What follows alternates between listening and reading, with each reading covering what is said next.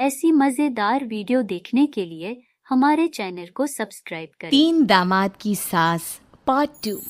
अब तक आपने सुना है कि कावेरी अपनी तीनों बेटियों ईशा, मोहिनी और सुहाना शादी 3 घर जमाई लड़कों के साथ करवा देती है।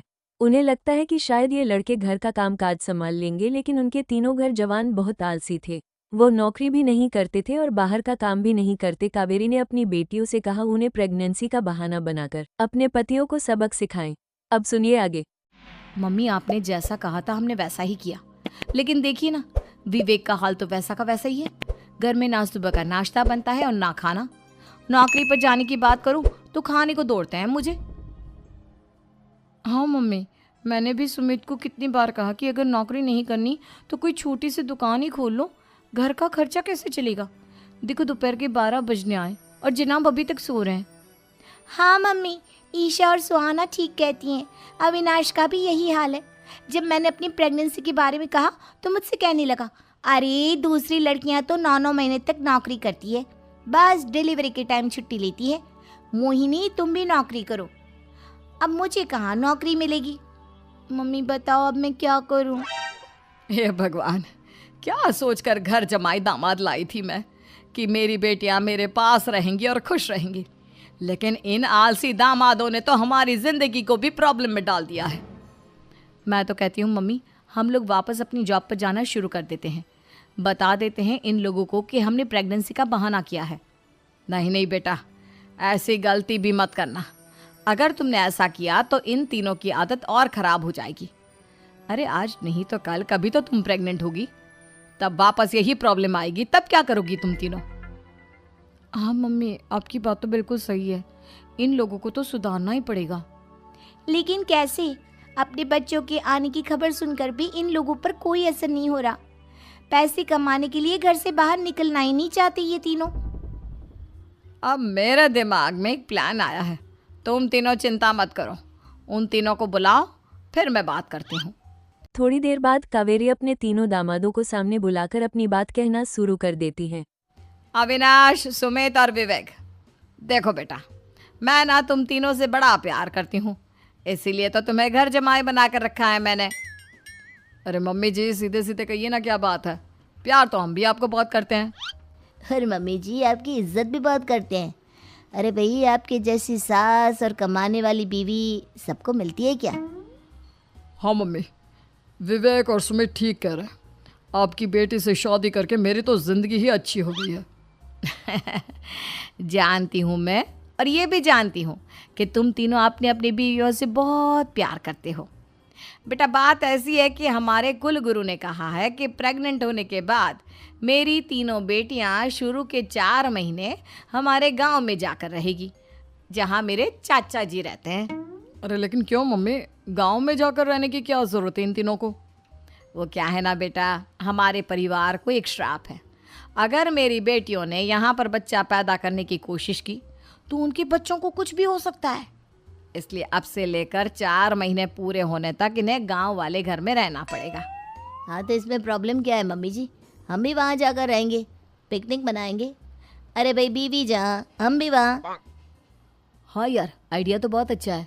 शहर की ज़िंदगी में रह रहकर परेशान हो चुके हैं, अब कुछ दिन गांव में बिताएंगे। तुम लोग समझने की कोशिश क्यों नहीं करते? तुम में से कोई भी वहाँ नहीं जा सकता, और मैं यहाँ रहूँगी ना तुम तीनों के साथ। 4 महीने की तो बात है, उसके बाद ये तीनों ही लौट कर आ जाएंगी। ठीक है मम्मी जी, अब हमारे बच्चों का सवाल है तो ये तो करना ही पड़ेगा। कावेरी अपनी तीनों बेटियों को कुछ दिन के लिए घर से बाहर कहीं दूसरे शहर में रहने के लिए भेज देती है।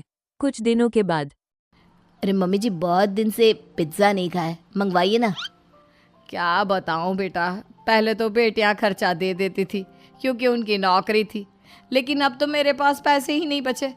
थोड़े बहुत पैसे हैं जो बच्चों की डिलीवरी में काम आएंगे। लेकिन मम्मी जी, आपकी बेटियों को वापस आने में तो अभी बहुत वक्त बाकी है। वही सोच सोच कर परेशान हो रही हूँ। सोच रही हूँ कल से दूध भी बंद करवा देती हूँ। अब दूध वाले को देने के लिए पैसे भी तो नहीं है ना। अरे नहीं नहीं मम्मी जी, अगर दूध भी बंद करवा दोगी तो मुझे चाय कहाँ से मिलेगी? और चाय के बिना मैं तो मर ही जाऊँगा। क्या करूँ बेटा, इसके अलावा हमारे पास कोई ऑप्शन नहीं है। मेरे पास पैसे ही नहीं बचे। इस तरह कावेरी जी धीरे धीरे अपने तीनों दामादों को पैसे देना बंद कर देती है और घर में खाने पीने की चीज भी लाना बंद कर देती है। अब वो तीनों पूरी तरह से परेशान होने लगे थे और इसलिए वो तीनों प्लान करके घर से बाहर निकलते हैं और बाजार में जाने के बाद यार अच्छा खाना खाए हुए कितने दिन हो गए, पता नहीं कब अच्छा खाना मिलेगा। हमारी बीवियों के जाने के बाद तो हमारी हालत भिखारियों जैसी हो गई है यार। कुछ भी हो, मुझे तो आज पिज्ज़ा खाना ही खाना है। जेब में 1 रुपया नहीं है और पिज्ज़ा खाएगा, कहाँ से आएंगे पैसे? अरे देख वहाँ सामने बोर्ड पर क्या लिखा हुआ है, कंप्यूटर पर काम करने के लिए एक आदमी की आवश्यकता है। भाई मैं तो जा रहा हूँ, काम करूँगा और शाम तक पैसे लाकर आराम से पिज्ज़ा खाऊंगा। जा जा, तुझे कोई काम नहीं देने वाला, हम तो घर जा रहे हैं। चल भाई सुमित। सुमित और अविनाश वहां से चले जाते हैं और विवेक उसे कंप्यूटर शॉप पर सारा दिन काम करके 5,000 काम के घर लौट कर आता है और अपने खाने के लिए अच्छी अच्छी चीज भी लेकर आता है। ये देखकर विवेक और सुमित के मन में भी पैसे कमाने की इच्छा जाग जाती है। अरे सुबह सुबह कहाँ चल दिए तुम? मम्मी जी एक बहुत अच्छी जगह मिली है, कंप्यूटर पर काम करने के 5,000 मिले थे कल मुझे। अगर रोज़ काम करूँगा तो पूरे 40,000 की तनख्वाह।